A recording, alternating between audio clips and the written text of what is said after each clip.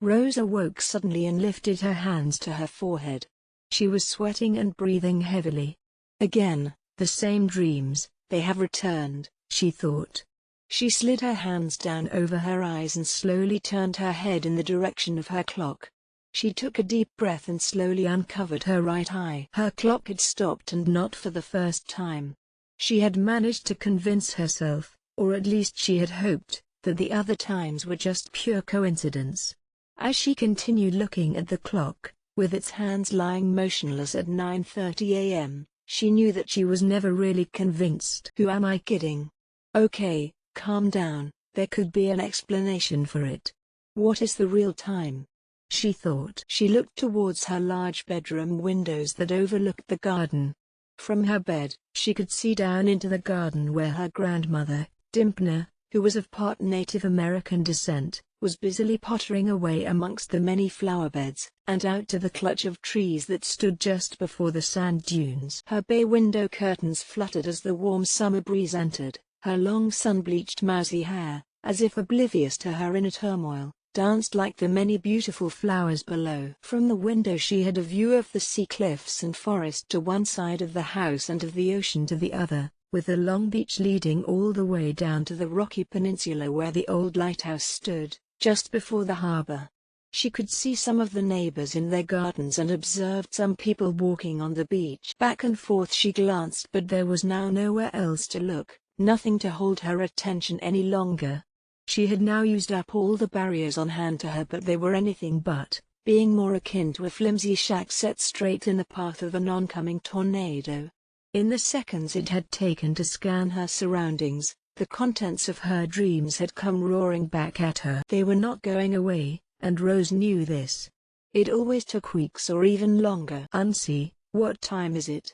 Unsi, being the Lakota name for grandmother, and Rose had always referred to her grandmother as Unsi, since she was first able to talk. Dimpner, knelt with a trowel in hand, turned to look up at her. You know, we'd usually say good morning first in our house, in case you have forgotten. I am sorry, Unsi, good morning, but please, what time is it now? What about your cell phone? Aren't cell phones what you young people consider to be watches nowadays? Just tell me the time, please. Are you okay, Rosie? My clock has stopped again. Dimpner immediately looked at her wristwatch. It's 9:34, Rosie. That was not the time that Rose had wanted to hear, and her heart rate began to quicken. She quickly moved away from the window and out of sight of Dimpner. It was too early to bring all this up again, but the damage had already been done. She had seen her grandmother's demeanor change, from the mere mention of her clock not working. Rosie, come down and I'll do you some breakfast. We can eat outside, it's such a beautiful day, shouted Dimpner. Rose, knowing that her grandmother was trying in vain to take her mind off the subject, replied, Okay, Unsi, I'll have a quick shower first. Yes, that's a good idea, that will put me at ease, I hope, Rose thought. She quickly hooked her clock from the wall and ran into her grandparents' bedroom. They had an identical clock on their wall. She removed the batteries from both and swapped them. Both clocks were working. Now there was only one thing left to do. With both clocks in her hands, she returned to her bedroom. The very moment she entered her room, her clock stopped again. This can't be happening, she thought, as she stepped out onto the landing and then back inside. Again, the results were the same. Her clock had usually restarted within minutes of awakening from those dreams. The dimming light from my dream, the approaching darkness, and time stopping. What does it all mean? She continually thought while showering. She got dressed and made her way out from her bedroom and onto the landing. The upstairs of their house had 3 bedrooms. Rose's bedroom, having been the original guest room of the house, was at the back of the house, and her grandparents' and the existing guest bedroom were to the front. The guest bedroom had originally belonged to Rose's mother before her parents were married, and she always was stirred with emotions whenever she would pass her mother's old room. She would often go inside and look at the many picture frames on the wall, as her grandparents hadn't removed them since her mother had left home, although lately she had begun to enter less and less, with her feelings of guilt escalating with each passing. In fact, since her parents' deaths, Dimpna had put even more picture frames around the house, of Rose's parents. On this particular day, those old emotions that she feared so much had returned. It was always after having those dreams that she would feel this way. She stepped inside the guest room and looked up at a picture frame on the wall. It read, Winona Alice Harris, 12 years old, Summer Camp 1989. Rose stared at the photo of her mother and her thoughts returned to the dreams she just had. What does it all mean? She thought. Rosie, come on, your breakfast is getting cold, shouted Dimpna as Rose slowly made her way downstairs to the kitchen. What's wrong, honey? You don't seem yourself today, said Dimpna, as Rose sat eating her breakfast. Rose knew that her grandmother was hoping beyond hope, that she hadn't in fact had those dreams, but she couldn't hide from her grandmother what she already knew. Those dreams, Auntie, last night I had those same dreams, but this time, they were more vivid, more real.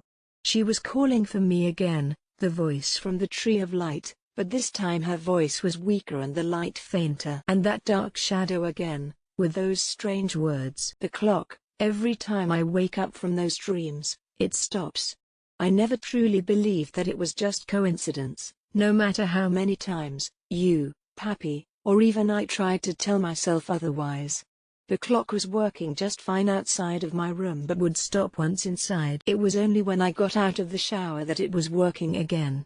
It has to be connected to my dreams. As the dreams are getting darker, the clock stops working for longer. Who would believe it, if you had to explain it to someone? It sounds so ridiculous and utterly bonkers. Nobody, that's who. Dimpna sat back in her seat. Rosie, Rose, look at me. They're only dreams, honey, that's all, only dreams. They don't feel like ordinary dreams. I'm there, it feels real. They mean something, there's something I must do. I know it, I feel it. The voice, the falling leaves of the great tree, and the fading light. The darkness is getting stronger with every dream.